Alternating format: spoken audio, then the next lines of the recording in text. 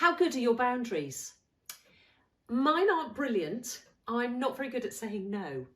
But when my children were growing up, I really didn't have boundaries that could hold and support them and nurture them until I met the most amazing wise woman.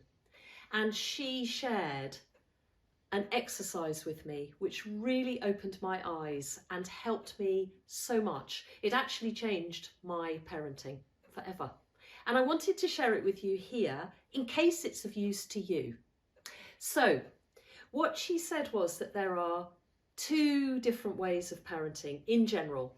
One is quite dominant and strong and forceful, and the other is, let's say, liberal and light and allows a lot of flexibility.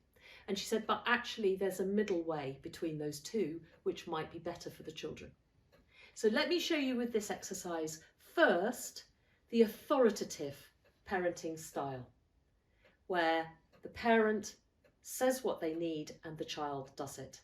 So I'm the parent, here is the child, thank you very much for being this, and I am going to show the child the way of the world. Now what I want you to do is try and explore the world, yeah, with your hands, looking for what's going on in the world, right? So that's you as a child exploring. Okay, so we'll do this the first style. So begin to try and find the world. And I immediately saw my lovely friend here, her face changed and there was a bit of shock. I don't know if that's true, but is it? Yeah, she's nodding. Okay, so that's the first style. We shake our hands out. The second style, which maybe if you like liberal parenting, where you allow the child to find the world. So hold here and now try and find the world and see how that feels. Try this exercise for yourself, okay? And then, thank you, the third way, which is to put boundaries in place and to support the child without dominating. So it's a way of holding the space, of being the adult, and of making sure that the child knows where the stop places are. Have a go, see what you think.